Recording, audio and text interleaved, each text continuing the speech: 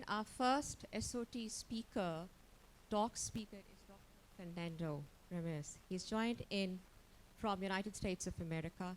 Let's give him a very warm welcome. He is Professor Ford Foundation, Director Global Education Innovation Initiative at Harvard University. Let's put our hand together and let's hear his presentation first. My name is Fernando Reimers, and I am a professor of education at Harvard University. And I'm delighted to address those of you participating in this convening organized by Beaconhouse to talk about educating global citizens. I'm going to make 5 points. One, when you educate global citizens, very important to start with the end in mind. Leveraging improvement networks can accelerate the process of innovation to design curriculum to educate global citizens. It's essential to learn by doing in this process. And a problem-based education is fundamental to develop the full range of capacities that students will need to advance the Sustainable Development Goals. And part of what they need to learn is the power of collaborating in diverse teams. I will draw on ideas from the recently published report produced by the UNESCO Commission on the Futures of Education titled Reimagining a New Social Contract for Education, Reimagining Our Futures Together, a New Social Contract for Education. I was a member of that commission. So let me begin with the end in mind. The first 2 chapters of this report talked about the most important challenges facing humanity: the challenge of climate change, democratic backsliding, the challenges to human rights, persistent poverty, growing inequality. And the report proposes that the culture of education needs to be transformed so that we can help students develop the full range of capacities they will need to address those challenges. To transform the culture of education means to transform curriculum, to reimagine pedagogy, to reimagine the very teaching profession, the organization of schools, and to build networks that integrate schools with one another and connects them with other institutions such as universities and so on.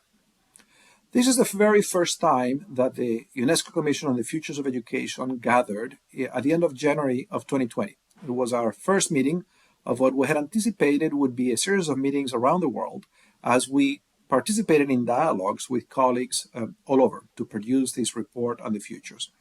Soon after that, the World Health Organization declared COVID a global pandemic, and we continued our work online, leveraging the power of telecommunication technologies to put forth this provocative report that is presented as an invitation to each and every one of you, to students, to teachers, to parents, to administrators, to ministries of education, to anyone involved in education, to universities, because our idea is that everyone is a change maker when it comes to the culture of education, when it comes to rethinking what it means to learn and to teach and what should be learned for the purpose of building a better future. The report is firmly anchored in human rights, in the recognition that the 30 rights identified in the Universal Declaration adopted at the end of World War II is our best bet, humanity's best bet, to have a world that is sustainable and where we can live in peace with one another and solve our differences in nonviolent ways. But the report also argues that the transformation of a culture of education needs to provide students opportunities to experience learning that is authentic and relevant. Authentic in helping them understand how what they learn in school connects to challenges outside the school, relevant in that what they learn aligns with values that are important to them. And that requires reimagining pedagogy, how we relate to students, curriculum, the kinds of learning tasks that they're engaged in, the very organization of school, the teaching profession, and the larger learning ecosystem. Now, these ideas are totally aligned with the UN Sustainable Development Goals, a compact adopted at the General Assembly of the United Nations in the fall of 2015 that proposes 17 ambitious goals, one of which is quality education for all, that represent an inclusive vision of the future. And quality education is not only one of those goals, it is a pillar of all the other 16 goals. That's the reason the Secretary General of UNESCO, of the UN, in September of this year, convened a meeting, a summit on education, to which he brought heads of state, prime ministers, and presidents, and so on, to discuss the urgency of transforming education, drawing on the ideas of the report on the futures of education. Now, I want to show that translating in practice this invitation of the report for each one of you to be a co-constructor, to be a collaborator in articulating a specific strategy to transform your school, to reimagine pedagogic curriculum organization, is completely within reach. And I'm going to draw on work I've been doing for the last decade or so, working with educators the world over, developing curriculum that is aligned with these goals. In fact, that is my definition of developing global citizenship. It is developing the knowledge, the skills, and the dispositions that can help students not only understand these goals, but care about them and have the skills to make a meaningful contribution to advancing these goals. That is the task of global citizenship. And if you look at the target for SDG number 4, quality of education, you will see that that goal itself, adopted in 2015, proposes that that should be the purpose of education, preparing all learners with the skills and the knowledge that they need to promote sustainable development. Now, over the last decade or so, with my collaborators, we have developed 3 curriculum resources, which are open access materials. You can easily find them published in multiple languages. The first one was called the World Course. And the only thing I'm going to say about the World Course is that we demonstrated a very simple process that goes from the SDGs to developing a framework of 180 competencies, and then mapping a curricular sequence from kindergarten to the last year of high school that engages students in project-based activities that gradually and systematically and coherently build the competencies to advance the SDGs. Basic principles of that curriculum is that it's outcome-based, it is all project-based pedagogy, the emphasis in permitting students to learn from doing, it develops a breadth of skills. Every grade concludes in a capstone where students have been working for an entire year with their peers, producing some kind of a product. The themes are coherent every year, the units are interdisciplinary, there is new knowledge and content, the curriculum fosters agency, the ability and desire to make a difference, initiative and leadership. The curriculum allows students to learn from what works, but also from challenges. It's geared to developing an innovative and entrepreneurial spirit, where parents and communities are resources, where the emphasis is on developing a breadth of skills, and the challenges are the Sustainable Development Goals and human rights, making abundant connections between local and global challenges, engaging students with complex issues in a way that is age-appropriate but not infantilizing, and that takes students from the personal and immediate to more advanced and conceptual understanding. Essentially, what the World Course does is to make visible the testing of the 2 key hypotheses that underlie any curriculum. If we do A, our students will learn B, and if they learn B, the consequences to themselves and others will be C, D, and X. And the 2 hypotheses of this curriculum are that if the students develop the 180 competencies articulated in the curriculum, they will be able to advance the SDGs. And in order to develop those competencies, they need to engage in the learning tasks articulated in the 350 units that define that curriculum. Now, doing this work, I have learned as a result of working with schools, networks of schools, and governments, is something that can be greatly accelerated, connecting schools with peers, with other networks of schools. And that is the purpose of this second resource that we published, Empowering Students to Improve the World in 60 Lessons. The curriculum, this book contains essentially 3 simple tools: a protocol to design and adapt global citizenship curriculum, a protocol to design a school-wide strategy for global education, a change management tool, and finally an example, a 60-lesson global citizenship curriculum developed following the process that is described in the book. What is this change management process? It's very simple. 13 steps to make sure that the whole school engages in the process of developing this curriculum. Consists of putting together a leadership team, getting that team to study the SDGs and develop a long-term vision, having them develop a framework of knowledge, skills, and dispositions, using that framework to audit the existing curriculum, developing a prototype that will challenge the school to do better, communicating that, making a decision and developing an implementation plan, identifying the key resources, developing a dashboard, a framework to monitor implementation, engaging in effective communication, developing a strategy to build the capacities of teachers, executing, evaluating, and doing it better. Essentially, what this book proposes is a process of continuous improvement to refine, to perfect the capacity of a school to advance global citizenship curriculum. But in providing tools that make it possible for schools to test the two key hypotheses of any curriculum in a way that is visible, this results also makes it possible for multiple schools to collaborate in what are called improvement networks, where it's possible for each member of the network, let's say 6 schools here, to gain in one cycle of experience the knowledge equivalent to 6 cycles of experience. So imagine if you have 50 schools, you can gain in one academic year 50 years of experience. The curriculum basically proposes the importance of engaging students in learning from doing, in engaging them in problem-based learning, and provides many examples of what that is, and in developing the capacity to collaborate in diverse teams. And collaborating in diverse teams, something that should be modeled by their teachers and school administrators, is essentially about communicating. And in order to communicate, say, a change management process in schools, it's important to have the ability for empathy, to see the world the way others do. And in this book, in which I synthesize the result of my work over a decade with educators on global citizenship curriculum, I present 5 perspectives to transform education systems. I see these perspectives as mutually reinforcing and complementary. I don't have the time to develop them, but I invite you to read this book. It's an open access resource. You can download it freely online. Those are a cultural, psychological, professional, institutional, and political perspectives.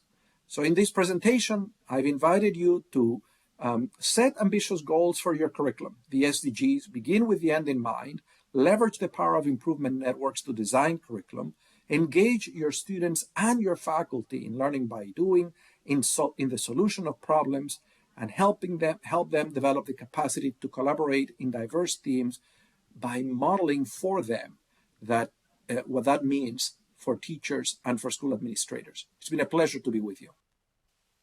My name is Fernando Reimers, and I am a professor of education at Harvard University. And I'm delighted to address those of you participating in this convening organized by Beaconhouse to talk about educating global citizens. I'm going to make 5 points. 1, when you educate global citizens, very important to start with the end in mind. Leveraging improvement networks can accelerate the process of innovation to design curriculum to educate global citizens. Thank you so much, Dr. Fernando, for this very informative talk we have. We have few questions. Very interesting questions we have, which is how can we raise empathetic, informed children in this day and age?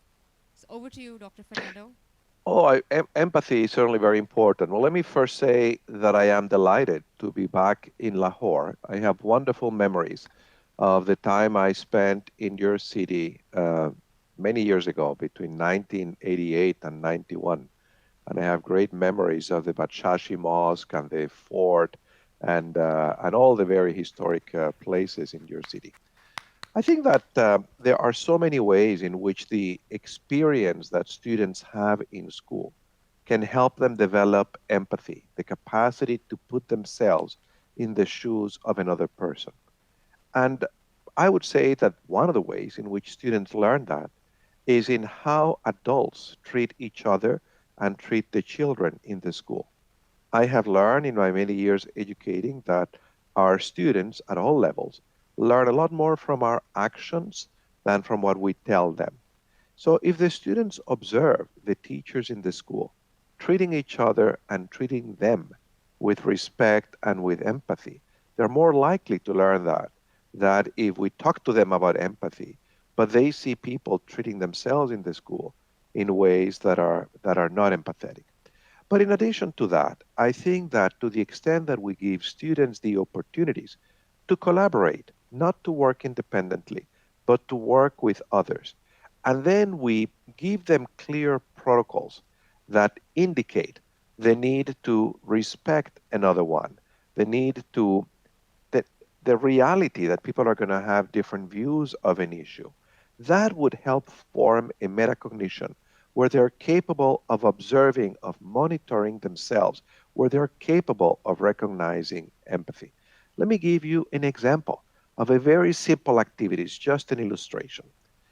Suppose that in your classroom you have a small classroom library, and suppose that you institute a simple routine in which every day students are provided 20 minutes to go and pick a book of their choosing and to read it and discuss it, not as a group, but in small groups. Very simple activity, right? But what is that activity communicating to the child? Number one, different people have the right to want to read different things. We should not expect that everyone reads the same thing. Number two, students have the agency to be in charge of their own activity. It doesn't need to be the teacher all the time who's in charge. Number three, when you're in a small group, let's say of 3 children, you're going to have to negotiate with others which book you pick, how you read it. And I think the teacher can be the not the sage on the state, but the person on the side, the guide on the side, who observes, facilitates the session, and intervenes only if and when necessary to help students negotiate, to help students learn these routines that help them see the point of view and respect and recognize the point of view of another. So I think that there are many activities just within the very life of the school that can develop that. Of course, I think it's important for any education to take students from what is their immediate and personal experience and to extend that experience beyond that. So, for example, I imagine that the students who attend the Beacon House schools are students who have a lot of privilege. I remember Pakistan. It's a society with a student with people from all walks of life, right? You can have parents who are professionally educated. Can have parents who are in the military. Those people have a lot of privilege. You also have people who have very low status occupations, a chokidar, the sweepers, the people who clean the school. They too can be parents. I don't know if you have any students whose parents are in those low status occupations, but I think it should be possible for the school to engage the students in connecting with others who come from different walks of life, who have less privilege, and to do that not from a position of arrogance, not from a position I know more than, but from a position of equality, from a position that respects the other person. I know this is an extremely difficult thing to do in a society where the daily messages that students receive in their homes, in the society, are ones that are not empathetic, are ones with those that have higher status somehow feel they have more rights over the lives of people that have lower status. So hardly a situation of empathy. Those are some ideas of how this could be done. Thank you so much, Dr. Fernando, for such a profound and descriptive answer. With this, we end our talk, Action Matters. Thank you so much, Dr. Fernando, for joining us. Thank you so much. This is our first talk. SOT have other speaker coming in. Dr. Fernando, thank you. Thank you so much. Appreciate your time. Thank you for being here. Khuda Hafez, was wonderful to be with you. Ladies and gentlemen, now we're moving forward to the second speaker of SOT Talks. We have Ms. Zufishan Anushay with us. A very young and dynamic person. She is the owner and the founder of JFK Animal Shelter.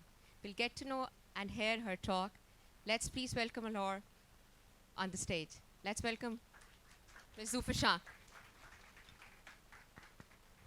On 17th of January 2020, my rescued pet dog Kiki was shot dead by the culling squad while she was playing right outside my porch, simply because she looked like a street dog. I lost my senses. I cried for hours and hours. I didn't know what to do. And then something changed in me forever when I saw her dead body covered in a pile of blood pool and other dead dogs loaded in a truck full of those bodies. At that very instant, something's changed in me. And my mind prompted me to a mission, a purpose, and a goal. Kiki had someone to cry for her, to mourn for her, to fight for her, to get justice for her. But what about all those dogs that had no one? The answer led to JFK Animal Rescue and Shelters Initiative, which is currently the largest animal shelters in Pakistan, credited with saving thousands of animals each day. It became my life's mission to protect the street animals after whatever happened with Kiki. And with the passage of time, I realized that somehow they were rescuing me. It was not just me rescuing them. They started feeding my hungry soul, and I was never this happy before. Of course, it all included a lot of challenges, and there were twists and turns that I had experienced, and the road wasn't easy at all.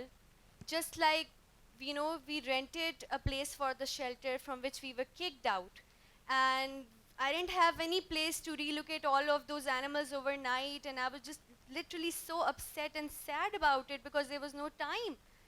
But I posted for help online, and within just 3 days, a kind individual reached out to me and offered a 4 acre of land, which was much bigger than the land I already had for the animals. But then again, the relocation itself was a very big challenge, because we're not talking about moving furniture over here, we're not talking about moving objects over here, we're talking about hundreds and hundreds of donkeys, dogs that were on wheelchairs with broken legs. They were talking about birds that were under rehabilitation. We're talking about cats. So it was quite a tough situation for the shelter, but we came out stronger, bigger, and better. And our cries for help reached out a bigger community of supporters that helped us rebuild the entire shelter again. What I'm here today is for that whatever these animals have taught me with the passage of time, they have restored my faith in peace, love, affection, and coexistence. And with all this going on, I realized that this place needed more and deeper attention. There were much more cruelty and abuses cases other than just accidents. For example, people torture animals for the sake of simple entertainment, for dark web, they exploit these animals for entertainment and for fun. So so I realized that, this place needed deeper attention. And for that, we all have to play a very important role. And I think that it can start with basic steps for, you can simply encourage adoptions rather than, buying animals from the breeders or pet markets. You can encourage to include cruelty-free products in your daily life. You can encourage, entertainment that's cruelty-free, like for example, simply boycotting circuses and zoos and choosing animal shelters and sanctuaries over visiting them. And you can do small acts of kindness by, simply leaving food and leftover food or water for them outside your houses. And I think with these small things, we can build a better future. And I think it is high time these animal rights and these things are included in the curriculum, because we're talking about a future which is better than the current situation of the animals are, which they are right now. And for that, we have to play our part now. And, we're talking about a different tomorrow. And they play a very important role. The students play a very important role into doing this. And if anyone has any questions, I'm open to answering them.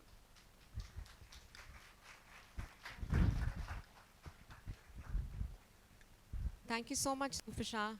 Love for animal as the theme is inclusive future, and we are the guardians of this future. So we all need inclusivity, and it begins with actions. So action matters. We have a question for you. How can the government help you support such programs and other institutions? Of course, the government has a very important part to play in all this, because if we're doing it as a private sector NGO on our own, doing all those things like generating funds, doing the TNVR programs, collecting all these street animals from roads. In fact, we have an ambulance. So I think it is much easier for the government to do all these things, and they must do it, because the problems that we're seeing in Pakistan right now are much more bigger than just, being handled by one shelter or one institution.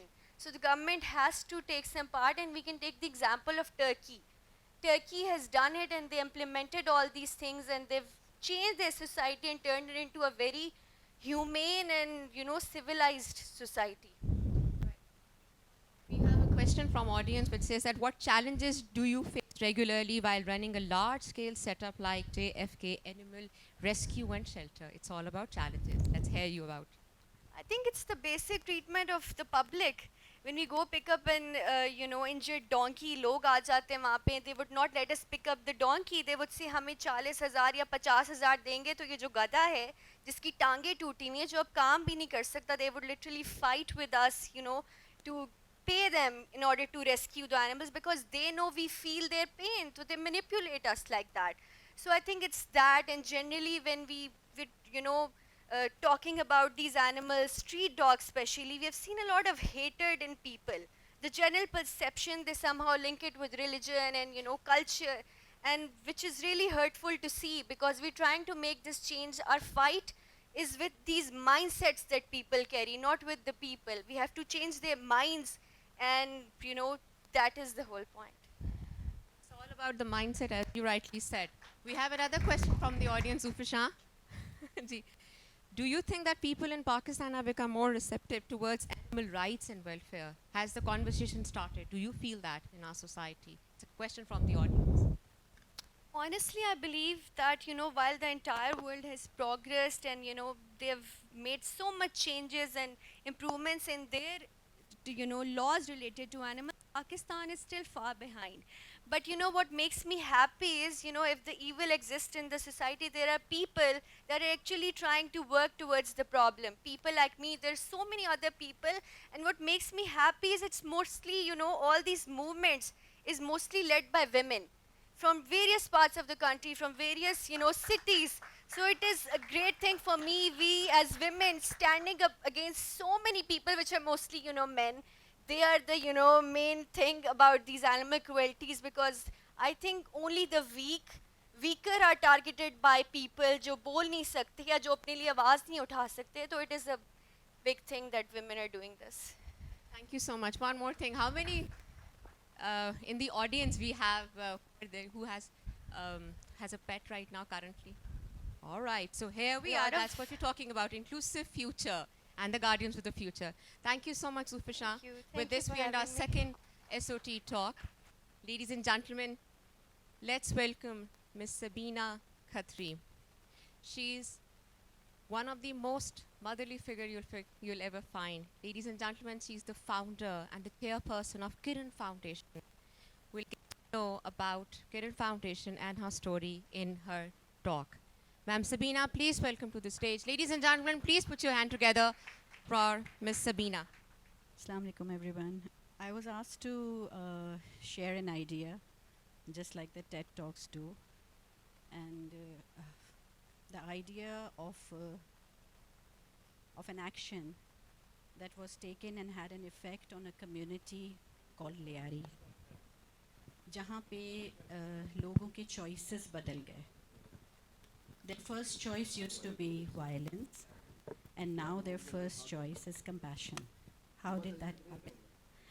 I would like to take a seat because it's always very difficult for me to start with my own life. अपनी ज़िंदगी को expose करना बहुत मुश्किल है. मुझे लोग पूछते हैं कब शुरू हुआ? How did it start? So when I think about it, I close my eyes, and the first thing that I see is a dark basement. You know, it's always very difficult every time because I've done it so many times, but every time I do this, I have to go the pathway of my past. But it doesn't start the right way if I don't do that. It's really important for all of us sitting over here to recognize that our past can give us strength, and it can actually show us our vision for the future. Hence, if you ask me, how did it all start? So I see this this basement that's pitch dark, and I see a 7-year-old little girl, scared in the beginning, but yet she knows that I have to make the most out of this half an hour or 1 hour, or I don't know how much time I'm going to spend in this basement as a punishment. So she kind of slides back, gets hold of the wall behind, and starts humming to herself. She sings her own songs that she's making in her head. And the voice that echoes back into her ear is like a voice of a stage. She feels she's a singer. And she knows that the mouse running around in that basement are singing with her. पता नहीं कितनी देर वहाँ वो बच्ची रहती है, लेकिन एक गिफ्ट है जो उस बच्ची के पास है, कोपिंग मैकेनिज्म जो उसके अपने अंदर है. She feels that I can die here, I may have a heart attack here, और शायद मैं इंसेन हो जाऊँ सारी ज़िंदगी के लिए. ज़ाहिर है उस वक्त वो 7 साल की बच्ची ये बातें नहीं सोच सकती. The only thing she did was she started singing to herself. Fast forward, वक्त का पहिया चलता है, वो बच्ची बेहतर कंडीशंस में आ जाती है, safety comes around her, she's studying, and by the age of 14 and 15, she starts to think about her past. Yes, I'm talking about myself, and it's difficult, you must have guessed. However, by 14 and 15, I had started writing episodes of my childhood. And I had a room, and I had a white wall, and I used to make little black dots on my wall. यहाँ तक कि लोग कमरे में आते थे तो कहते थे लगता है मक्खियाँ बैठी हुई हैं दीवार पे. And those dots were episodes of my life. और उसके साथ मैं डेट लिख देती थी, because I knew someday this puzzle will make sense to me. अंदर से कहीं से मुझे ये आवाज़ आती थी कि वो क्या चीज़ थी that could have given me insanity for life. I could have lost my mind going through all those incidents. But how did I come out as a thinker?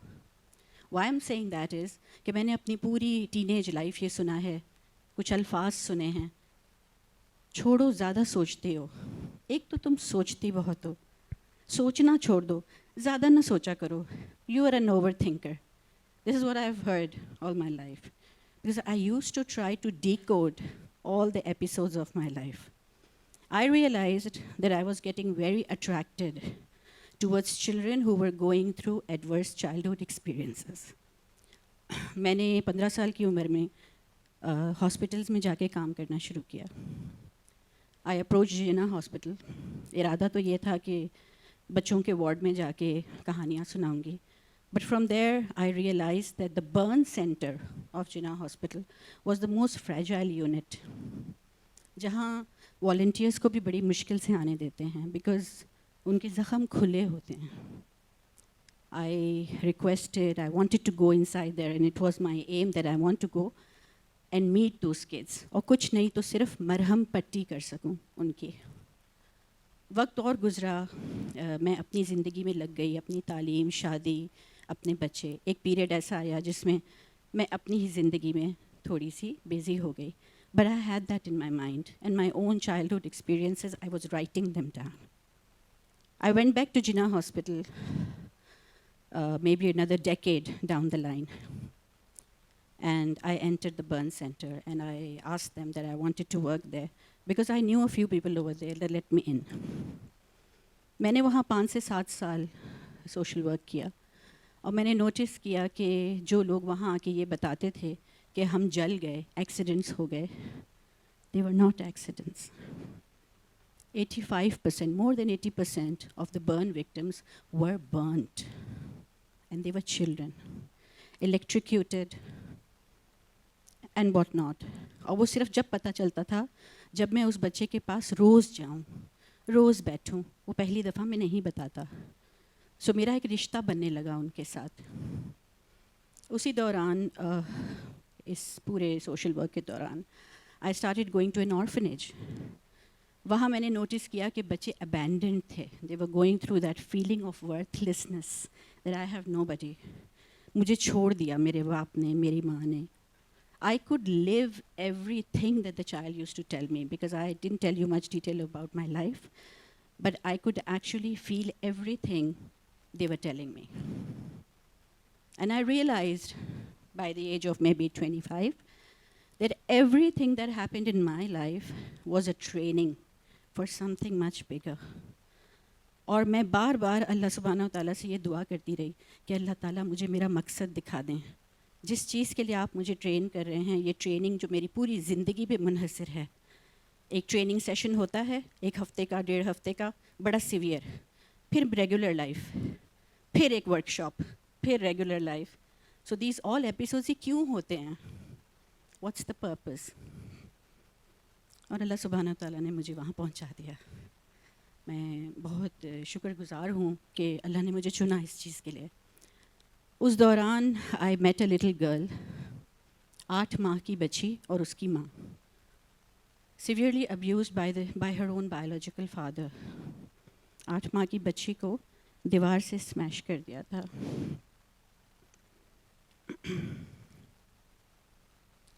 کتنی بار بھی میں یہ بات سنا دوں, اٹس آلویز ویری ڈیفیکلٹ. وہ ماں اور وہ بچی میرے پاس کسی ذرائع سے پہنچ گئے اور دے ور آسکنگ فار ہیلپ. ظاہر ہے اس بچی کو فزیکل چوٹیں تو تھیں ہی, لیکن میں جو مستقل سوچ رہی تھی اپنے ذہن میں کہ یہ فزیکل چوٹیں تو ٹھیک ہو جائیں گی, لیکن کیا اس کی پرسنالٹی پہ, اس کی ذات پہ اس ابیوز کا اثر رہے گا؟ ہے تو وہ 8 ماہ کی, لیکن اس کا سب کانشیس کھلا ہے. اس کی میموری سب کانشیس میں ہے جو امپیکٹ کرے گی اس کی ڈیسیشن میکنگ پہ لائف میں, اس کے فیئرز, اس کے کانفیڈنس پہ, فارورڈ تھنکنگ پہ. کیونکہ اس چیز پہ میں نے اس دوران بہت اسٹڈی کر لیا تھا. I just wanted to understand human conditions, کہ ہوتا کیا ہے. اور during my entire studies I worked a lot with elite families also. اور میں نے نوٹ کیا کہ یہ غریب اور امیر کی بات ہی نہیں ہے. Emotional abuse, psychological abuse, verbal abuse, کسی کی سیلف رسپیکٹ کو تباہ کر دینا, we don't even consider it as a abuse. ہم تو سمجھتے ہیں یہ کسی کو ہم ڈسپلن کر رہے ہیں, اور یہ تو بڑی اچھی ماں ہے اور بہت اچھا باپ ہے. ہم دیکھتے ہیں, ہم کہتے ہیں اپنے باپ سے کتنا ڈرتا ہے, اور ہم اس کو ایڈمائر کرتے ہیں. مجھے دیکھ کر کھڑا ہو جاتا ہے. ہم فرق نہیں دیکھ پا رہے رسپیکٹ کا اور فیئر کا. اور محبت کا آنسر جو ہے ہماری روزمرہ کی لائف سے بہت دور نکل گیا. اور ہم پیدا ہوئے تھے محبت کے لیے. سب سے پہلی چیز جو حضرت آدم کو ہوئی وہ محبت تھی. And I just made up my mind that شاید میرا مشن, مجھے نہیں پتا میرا مشن کیا تھا, لیکن اندر سے جو مجھے آواز آتی تھی وہ یہی تھی کہ مجھے محبت پہ ایمان کو بحال کرنا ہے. یہ ایمان لوگوں میں تھا اور اب نہیں ہے, کیونکہ اب ہمارا ایمان دادا گیری پہ ہے. ہم اگر کسی کو سنتے ہیں اف کیا پرسنالٹی ہے, اور اگر آپ اس کی گیز کو فالو کریں کہ وہ کس کو کہہ رہا ہے کیا پرسنالٹی ہے, تو وہ کوئی ایروگنٹ سا انسان پروٹوکول کے ساتھ آ رہا ہوتا ہے, اور ہم اس کو ایڈمائر کر رہے ہوتے ہیں. ہماری چوائسیز بہت بری ہو چکی ہیں, اور اسی لیے ہمارے بچوں کی چوائسیز بھی بری ہیں. بہرحال اس بچی کو کے ساتھ میں نے تقریباً 2.5 سال ایک ماں اور ایک بچی کے قریب رہ کے کام کیا. وہ بچی لیاری سے تھی. اس دوران اس کے ساتھ میرا لیاری آنا جانا ہوا. جب میں لیاری فرسٹ ٹائم انٹر ہوئی, ابھی مجھ سے پہلے وہ پیاری سی بچی جو باتیں کر رہی تھی, اس سے مجھے ایک واقعہ یاد آیا جو کہ سنانا تو نہیں تھا, لیکن جب میں لیاری پہلی بار انٹر ہوئی شروع کے دنوں میں, تو میں نے نوٹ کیا کہ وہاں جتنے بھی کتے تھے, اسٹریٹ ڈاگس, کوئی بھی ثابت نہیں تھا. کسی کی دم کٹی ہوئی, کسی کی ٹانگ لنگڑا رہی ہے, کسی کا کان نہیں ہے. آئی اسٹارٹڈ تھنکنگ کہ یہ ان کو کون کر رہا ہے, کیا یہ کتے آپس میں لڑتے ہیں؟ کوئی ایک جانور بھی ثابت کیوں نہیں ہے؟ گدھوں کو دیکھا تو ان پہ نشانات ہیں, یہ کر کون رہا ہے, یہ کون ہے اتنا ظالم؟ One fine day because I was looking for that. جب آپ واٹ یو سیکس یو والی بات ہے, وہ آپ کو اپنا آنسر مل ہی جاتا ہے. میں واک ڈاؤن کر رہی تھی, میں گاڑی بہت دور کھڑی کر کے پیدل چلتی تھی پورے لیاری کے راستے میں. بہت خطرناک ایریا تھا اس زمانے میں, یہ 2004 کی میں بات بتا رہی ہوں, جب نو گو ایریا تھا. مجھے فیل ہوتا تھا میرے پیچھے لوگ چل رہے ہیں. لیاری میں لوگ روڈ پہ بزوکا یہاں رکھ کے چلتے تھے, راکٹ لانچرز کھلے عام. اگر آپ کچھ الگ سے دکھتے ہیں تو آپ کو فالو کرتے تھے. میں نے دیکھا کہ 5 سے 6 لڑکے اراؤنڈ 8 سال 9 سال کے, وہ ایک کتے کو پتھر مار رہے تھے. کوئی اس کا دم کھینچتا تھا, کوئی اس کا. میں وہاں فٹ پاتھ پہ بیٹھ گئی, میں نے سب لڑکوں کو بلایا. وہ بیچارہ کتا جو ہے وہ آؤ آؤ آؤ کرتا ہوا بھاگ گیا. میں نے لڑکوں کو بلایا, ایک آدھ بیٹھا ایک آدھ نہیں بیٹھا. میں نے کہا بیٹا آپ کیا کر رہے ہیں؟ کہتے ہیں ہم کھیل رہے ہیں. کھیل بہت بڑا تھیراپی ہے پلے. اس کے اوپر پتہ نہیں کتنے لوگوں نے کتابیں لکھ لی ہیں. انہوں نے کہا ہم کھیل رہے ہیں. تو میں نے ان سے کہا کہ آپ کو لگتا ہے کہ اس کو درد ہوتا ہوگا؟ انہوں نے کہا جانور کو درد نہیں ہوتا. اور ہنس بھی رہے تھے, بھاگ بھی رہے تھے, کوئی بیٹھ بھی رہا تھا. اور پھر اس کے اوپر ایک لڑکے نے جو میرے ساتھ بیٹھا ہوا تھا, اس نے کہا کتے کو مارنا ثواب ہے, جنت ملے گی. میں اپنی ڈائری میں صرف یہ لکھ رہی تھی کہ ہمارے بچوں کے بلیف سسٹم کہاں جا رہے ہیں. اور پھر سوچتے سوچتے ساتھ ساتھ وہ ایک بچی کا کیس تھا میرے ساتھ. اس کے ساتھ بہت کچھ ہوا. اس کے بعد 3 اور اٹیمپٹ ہوئے. فائنلی مجھے لائر کو لانا پڑا, اس عورت کو آزاد کرانا پڑا اس مرد سے, کیونکہ وہ ڈرگ ایڈکٹ تھا. مگر اس کی زندگی میں بڑے فینومیناز تھے. لیکن اس 2.5 سال کے اندر میں نے لیاری پہ ریسرچ کی, گھر گھر جا کر دیکھا, لوگوں سے دوستی کی, پہچان کی, شادی کیسے مناتے ہیں, فوتگی کیسے مناتے ہیں, بچہ پیدا ہوتا ہے تو کیا کرتے ہیں, بچہ بڑا ہوتا ہے تو کیا کرتے ہیں, رشتے کرنے کی وجوہات کیا ہوتی ہے. یہ سب کلچر ہے. جب یہ میں لکھتی گئی تو مجھے پتہ چلا کہ مجھے ان کے بیچ رہنا ہوگا اگر میں کچھ کرنا چاہتی ہوں. میں باہر سے فارمولہ لا کے ان کے اوپر نہیں لگا سکتی. اور دوسری طرف میں دیکھ رہی تھی کہ ٹراما کا, صدمے کا, جو بچوں پہ صدمات ہوتے ہیں, اس کا اثر اتنا زیادہ ہوتا ہے بچوں پہ کہ ہماری پرسنالٹیز اس کے اراؤنڈ بلٹ ہوتی ہیں. آج آپ جو کچھ بھی ہیں, میں جو کچھ بھی ہوں, ہمارے بچپن کی فارمیٹیو ایئرز میں جو واقعات ہمارے ساتھ ہوئے وہ ہمیں بناتے ہیں. اسی لیے ہم سب اتنے الگ الگ ہیں, کیونکہ ہم سب کے بچپن الگ ہیں. پھر وقت کے ساتھ اگر ہم لکی رہیں اور ہماری زندگی میں کوئی کیئرنگ ایڈلٹ ہو تو وہ ہمیں ٹیپ کرنا سکھاتے ہیں ہماری اسٹرینگتھس اندر سے کیا ہیں.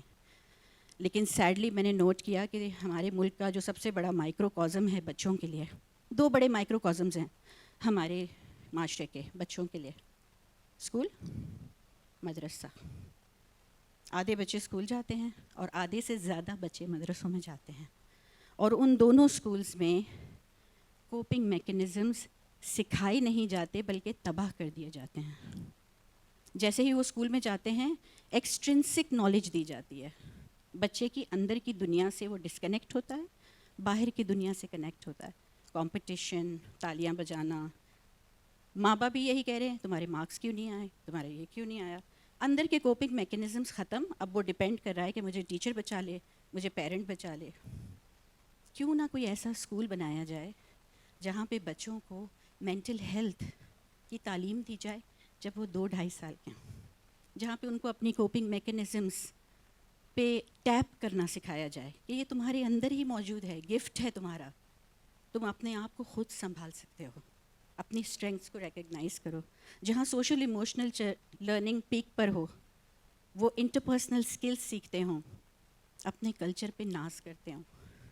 That is when I wrote down this curriculum. 2006 میں جب یہ بچی جو کہ ابیوز ہوئی تھی, جب وہ 2 سال کی ہوئی تو میں نے ایک پری اسکول کی بنیاد ڈالی اس بچی کو لے کر.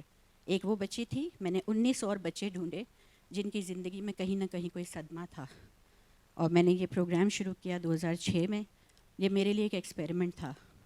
میں نے گلوبل اسٹڈی کی ٹراما انفارمڈ اسکول سسٹمز کی کہ وہ کیا ہوتے ہیں, لیکن وہ میں ہو بہو اپلائی نہیں کر پائی.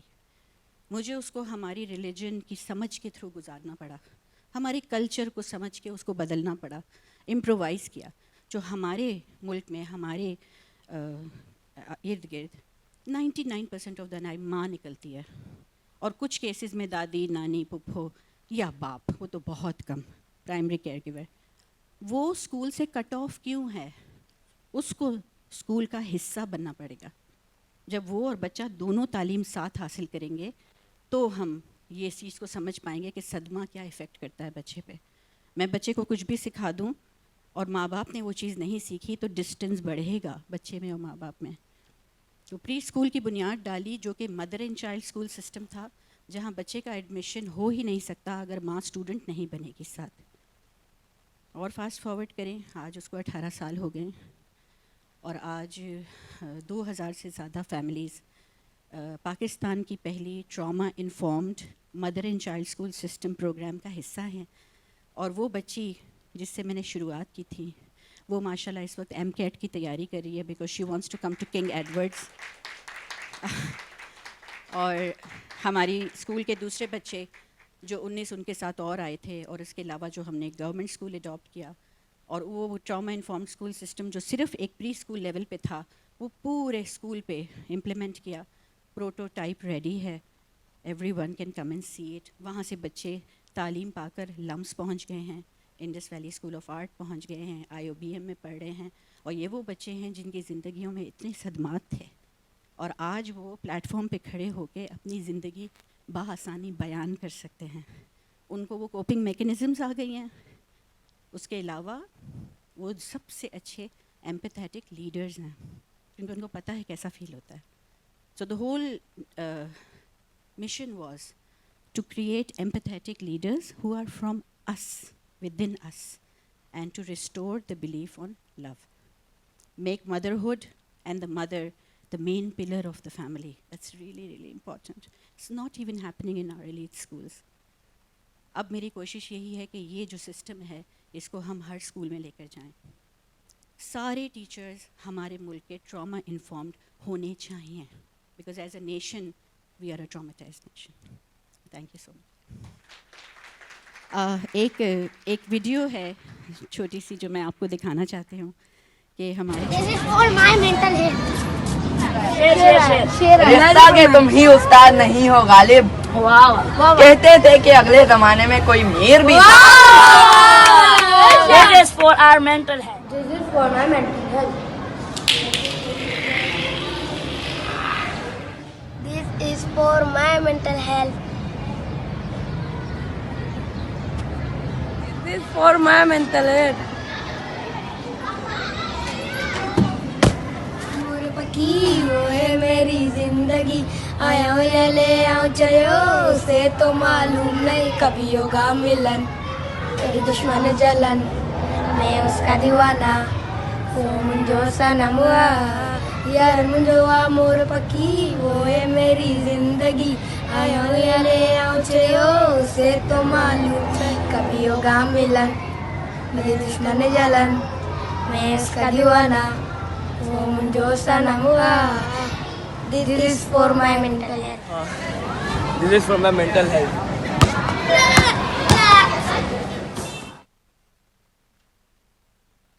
My mental health.